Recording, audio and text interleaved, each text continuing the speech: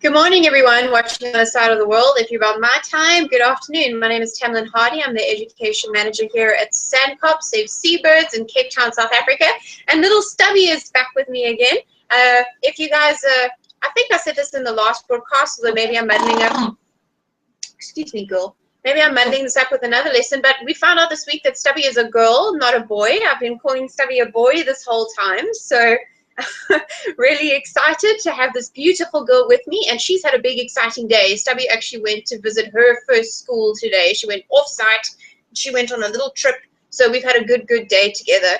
So today Stubby and I are going to be teaching about some of the other factors that have led to the drastic decline of the African penguin population, and it is a drastic decline. There's only about 2% left of the original African penguin population. So in the early 1900s, we were looking at 2 to 5 million African penguins, and I mean 2 to 5 million breeding pairs of the African penguin.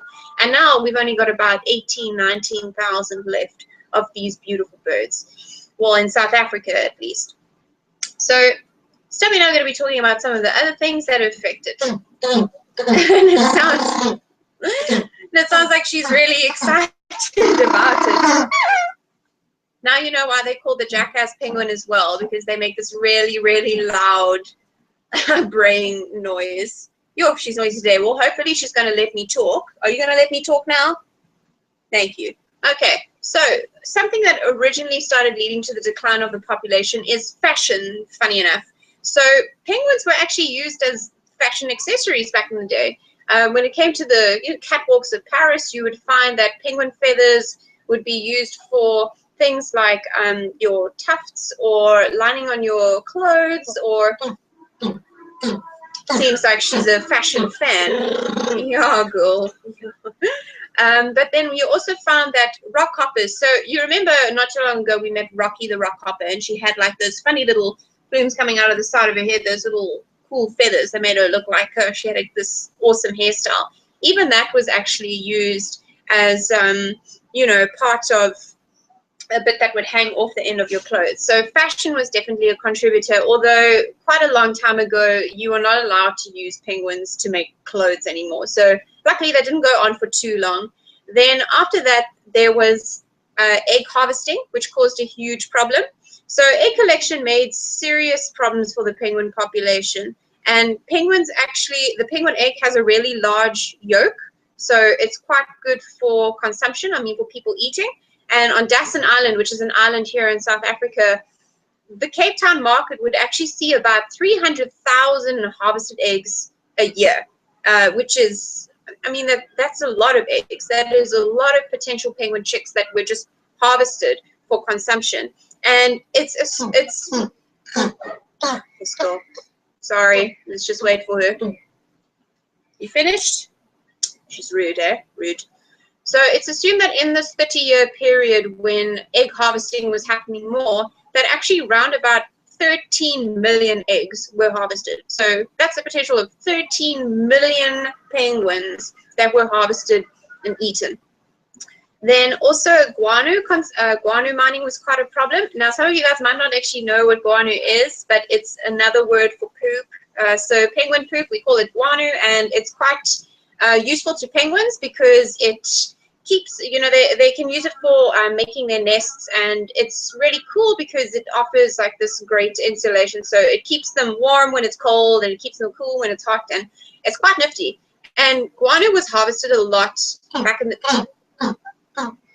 Seriously? Sorry. So guano was harvested a lot back in the day because it was a really good fertilizer to put in your garden. So if you had a vegetable garden or something like that at home, guano was actually a really good fertilizer to get your garden going.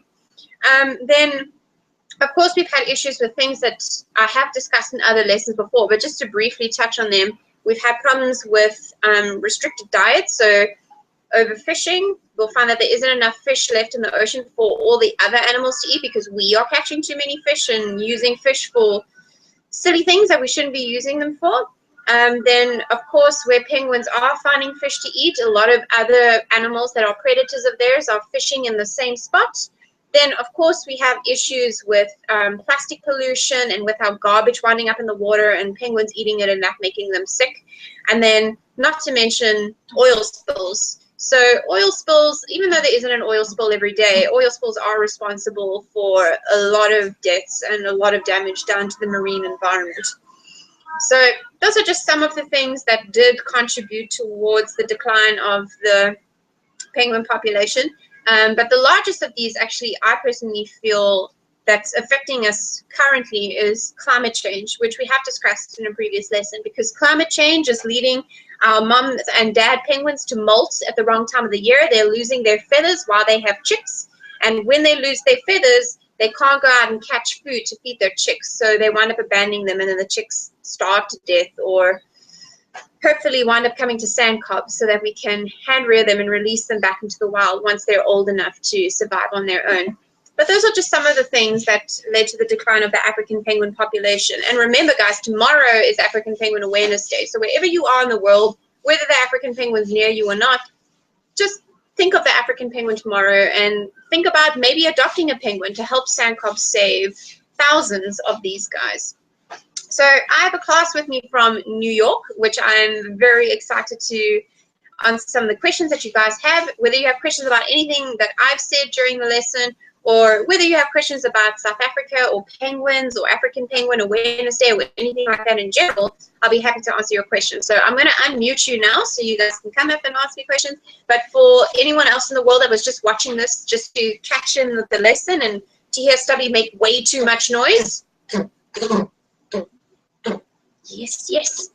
And to hear Stubby make way too much noise, we're going to stop the lesson here and just go to Q&A. So thanks so much, guys, if you were just watching up there. And if you want to support us, please consider adopting a penguin by speaking directly to Joe Grabowski from Exploring by the Seat of Your Pants, or you can go to the SANCCOB website, www.sanccob.co.za, spelled S-A-N-C-C-O-B.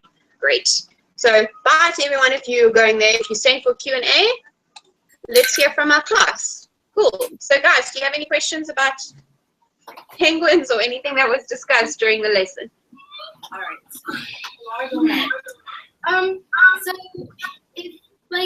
So do the penguins, do you guys find the penguins and bring them to help them, or do they come to you?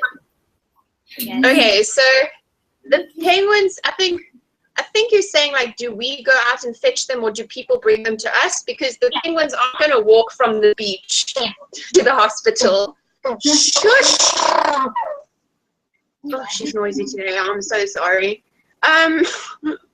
Noisy girl, rah!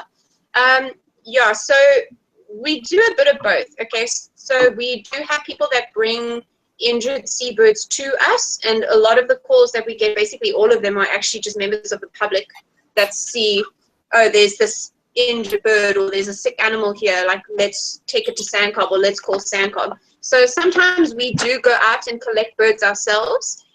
Sometimes we get people bringing birds here to us. But yeah, we also have on some of our colonies that are closer to our center, we actually have like penguin monitors, if that makes sense. So people that like watch the colony and do penguin sweeps every day and make sure that none of the chicks have been abandoned and that everyone is healthy and happy and fine. And the penguin monitors will also bring birds over. We get birds every single day, because we're going to treat about 2,500 birds this year, and they're 365 days a year. So obviously, at least one bird has to come in every day. But the bulk of our birds are going to come in November and December when it's chick season. We'll get 700-800 birds at once. It's crazy. Good question. Thanks. Any other questions? When did you start working there? When did I start? I started on the 1st of June of this year. I have not been here that long. There are people that have been here way longer than me. But SANCCOB has been around for 47 years. It's a good question. Thank you. When you adopt a penguin, are you just giving money to the organization, or you get to have a penguin? Okay, it is illegal for you to... Shush, girl. It is illegal for you to own a penguin as a pet. They are wild animals, and trust me, you don't want them as pets. They eat a lot of fish. They're very demanding, and they're actually quite aggressive. So they'll bite you. They'll bite you. Stubby gives me bites every day, but I like to think of them as kisses because she's sweet. But yeah, we don't send you a penguin. We send you. Excuse me. We don't send you a penguin. We send you an adoption. So you'll get a picture of the penguin that you adopted, and you get to name the penguin. And basically, what you're doing is you're helping us pay for the fish and the medicine that it takes to rehabilitate one bird. Yeah. So that's how you adopt a penguin. You just help us pay for the rehabilitation costs for one. So it's good. You help a lot by adopting. It's a good question. Thank you. You should adopt grannies. How old is the penguin that you have right now? How old is this penguin, or how old do penguins get in general? No, like how old is that penguin?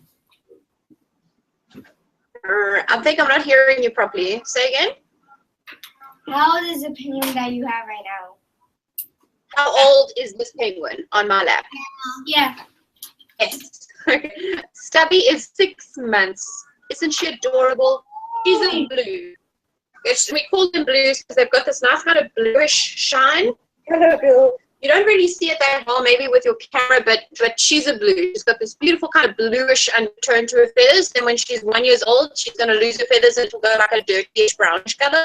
And then when she's 2 years old, she'll get a tuxedo and she'll look like an African penguin normally does, like this. Oh, she doesn't like this teddy, but she'll kind of look like this when she's 2 years old. Good question, thank you. Stubby. Like after you adopt a penguin, can you go like visit your penguin? Like if you want to go visit her. So the penguin that you adopt is one that's already been released into the wild, right? And the reason why we do that is because if you came to the hospital and you're like, I want that penguin, the thing is maybe the penguin dies because this is a hospital, so sometimes we can't save all of them. We save most of them. We really do. That we don't have that many penguins dying here, but it's better for us to give you one that's been released so that you know that you've helped out the bird already. It's kind of like a pay it forward system, but you can adopt a home pen penguin. So if, for example, you adopted little Stubby here, then you could actually come and visit her because she'll always be here because she lives at SANCCOB. So you can adopt the penguins that actually live here as well and visit them. That's a good question. Thank you. How many penguins do you have there like right now? Right now, they're just over 100, and there are 32 penguins that live here. But there are just over 100 birds that are here visiting the hospital. Just over 100 penguins, yeah. But we will see quite a few more. And about 45 of the penguins that are here are chicks. So they've still got fluff on them and they're all cute and sweet. It's a good question, thank you. Addie, go ahead. What is a limited amount of penguins they can have? I mean, like, Can you say that again for me? like how many eggs they could lay?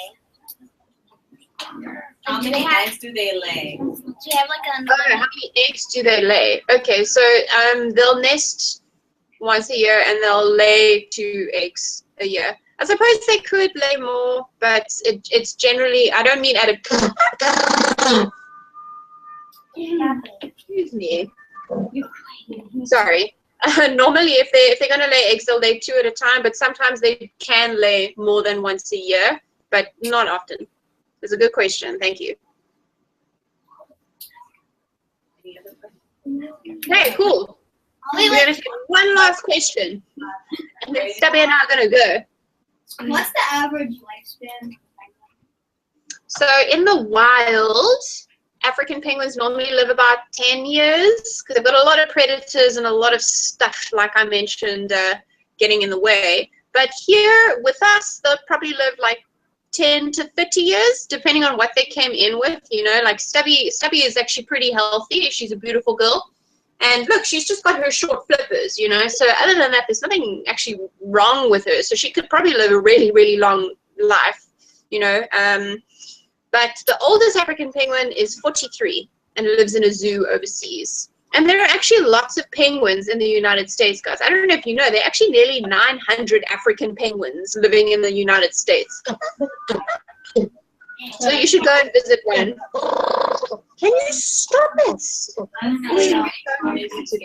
I think she's wanting to go for a swim or something, guys. So I'm gonna say goodbye here, but you got a treat to hear her honk at you so many times. Obviously, she really loves New York and she loves your class. So that's a goodbye from Stubby and me. Bye. We hope that you had a good time.